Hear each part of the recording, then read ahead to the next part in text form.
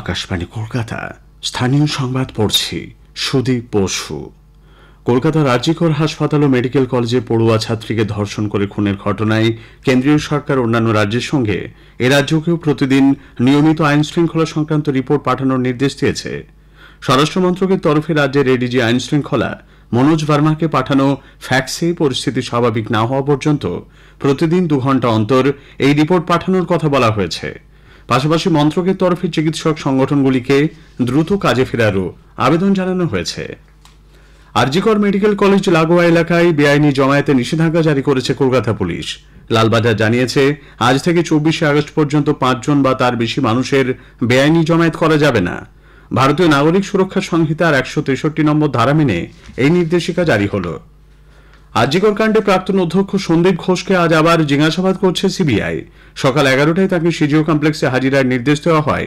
নির্ধারিত সময়ের কিছুক্ষণ আগেই সন্দীপ সেখানে পৌঁছে যান। গতকাল প্রায় 13.5 ঘণ্টা তাকে জিজ্ঞাসাবাদ করেছে সিবিআই। এদিকে আরজিকরের নিহত তরুণী চিকিৎসকের একটি ডায়েরি গতকাল পুলিশ তদন্তকারী সংস্থার হাতে তুলে দিয়েছে। এই মামলায় সিবিআই ইতোমধ্যেই আরজিকরের চেস্ট মেডিসিন বিভাগের প্রধান এবং ওই দিন নির্যাতিতার সঙ্গে ডিউটিতে থাকা বেশ কিছু চিকিৎসক ও স্বাস্থ্যকর্মীকেও জিজ্ঞাসাবাদ করেছে। আরজিকর কাণ্ডে কলকাতা পুলিশ কমিশনার বিনীত গোয়েল ও আরজিকরের প্রাক্তন অধ্যক্ষ সন্দীপ ঘোষকে হেফাজতে নিয়ে জেরার দাবি জানিয়েছেন তৃণমূল কংগ্রেসের রাজ্যসভার সাংসদ সুখেন্দু শেখর রায়। এক্স হ্যান্ডেলে এক পোস্টে তিনি লেখেন, ওই চিকিৎসকের মৃত্যুকে কেন আত্মহত্যা বলে চালানোর চেষ্টা হয়েছিল সে বিষয়ে এই দুজনকে জিজ্ঞাসাবাদ করা প্রয়োজন। তিনি সিবিআই এর কাছে পুরো ঘটনার স্বচ্ছ তদন্তের দাবি জানিয়েছেন। উল্লেখ্য, সুখেন্দু শেখর গত 14 আগস্ট মধ্যরাতে মেয়েদের রাত দখল কর্মসূচিকে সমর্থন করেছিলেন। যোধপুর পার্কে নেতাজি মূর্তির সামনে ধর্নাতেও বসেছিলেন তিনি। এদিকে সুখেন্দু শেখরের এই পোস্টের সমালোচনা করেছেন তৃণমূল নেতা কুণাল ঘোষ। এক্স হ্যান্ডেলে তিনি লেখেন, আরজিকর কাণ্ডে সুবিচার তিনিও চান, তবে সুখেন্দু শেখর পুলিশ কমিশনারকে হেফাজতে নেওয়ার যে দাবি করেছেন তা অত্যন্ত দুর্ভাগ্যজনক। সিপি নিজের কাজ যথেষ্ট ভালোভাবে করেছেন বলেও দাবি করেছেন কুণাল ঘোষ। সুখেন্দু শেখরের মন্তব্যের প্রেক্ষিতে তৃণমূল কংগ্রেসকে কটাক্ষ করেছেন বিজেপির রাজ্য সভাপতি তথা কেন্দ্রীয় প্রতিমন্ত্রী সুকান্ত মজুমদার। এক্স হ্যান্ডেলে সুখেন্দু শেখরের পোস্ট শেয়ার করে তিনি লেখেন, আরজিকরে চিকিৎসককে ধর্ষণ ও খুন ছাড়াও আরও অন্যান্য ঘটনার সঙ্গে সিপি এবং সন্দীপ ঘোষ জড়িত তা শাসক দলের সদস্যরাও জানেন। তৃণমূল কংগ্রেস সরকার অত্যন্ত নিম্ন স্তরে নেমে এসেছে বলেও মন্তব্য করেন তিনি। সোশ্যাল মিডিয়ায় সুখেন্দু শেখরের করা পোস্টের প্রেক্ষিতে আজ তাকে লালবাজারে জিজ্ঞাসাবাদের জন্য ডেকে পাঠিয়েছে পুলিশ। নির্যাতিতার নাম প্রকাশ ও ভুয়ো তথ্য ছড়ানোর অভিযোগে ডক্টর কুণাল সরকার, ডক্টর সুবর্ণ গোস্বামী এবং বিজেপি নেত্রী লকেট চট্টোপাধ্যায়কেও পুলিশ তলব করেছে। আজ দুপুর 3টে নাগাদ তাদের হাজিরা দিতে বলা হয়েছে।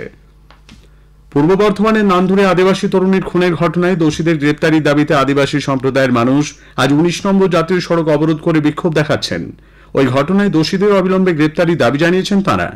গতকালই বিজেপি নেতা জুয়েল মুর্মু সহ একটি প্রতিনিধি দল ওই খুনের ঘটনায় সিবিআই তদন্তের দাবি তোলেন।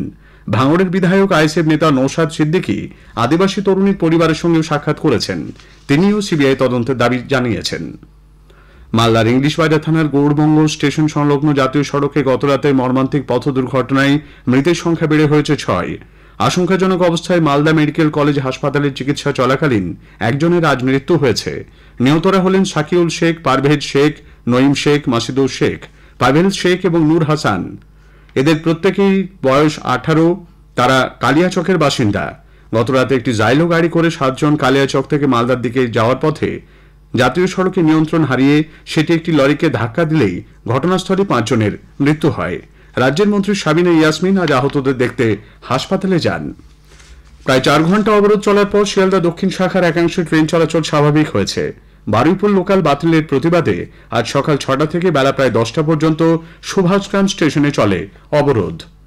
ঘূর্ণাবর্ত নিম্নচাপের প্রভাবে রাজ্যের বেশিরভাগ জেলাতেই আগামী বুধবার পর্যন্ত ঝড় বৃষ্টির পূর্বাভাস। আলিপুর আবহাওয়া দপ্তর জানিয়েছে, আজ হুগলি, পূর্ব ও পশ্চিম বর্ধমান ও বীরভূম জেলায় ভারী থেকে অতি ভারী বৃষ্টি হবে। এছাড়া ভারী বৃষ্টির সম্ভাবনা উত্তর ও দক্ষিণ 24 পরগনার কিছু এলাকা, কলকাতা, হাওড়া, নদিয়া, মুর্শিদাবাদ, পূর্ব ও পশ্চিম মেদিনীপুর, ঝাড়গ্রাম, পুরুলিয়া ও বাঁকুড়া জেলায়। আরজিকর কাণ্ডের জেরে নিরাপত্তাজনিত কারণে ডার্বি ম্যাচ বাতিলের পর মোহনবাগান ও ইস্টবেঙ্গলের কোয়ার্টার ফাইনাল ম্যাচ দুটি কলকাতা থেকে সরিয়ে নিয়ে যাওয়া হয়েছে। আগামী বুধবার ইস্টবেঙ্গল ও লাজং এফসির কোয়ার্টার ফাইনাল ম্যাচটি হবে শিলংয়ে। শুক্রবার জামশেদপুরে হবে মোহনবাগান ও পাঞ্জাব এফসির মধ্যে ম্যাচ। আকাশবাণী কলকাতার আঞ্চলিক সংবাদ বিভাগ অস্থায়ী ভিত্তিতে বাংলায় এডিটর, সংবাদ পাঠক তথা অনুবাদক রিপোর্টার এবং প্রযোজনায় সহায়তাকারী ব্রডকাস্ট অ্যাসিস্ট্যান্ট নিয়োগ করবে। প্রার্থীদের ঠিকানা হতে হবে কলকাতা ও তার কাছাকাছি এলাকায়। আবেদনপত্র জমা দেওয়ার শেষ তারিখ আগামীকাল 19 আগস্ট।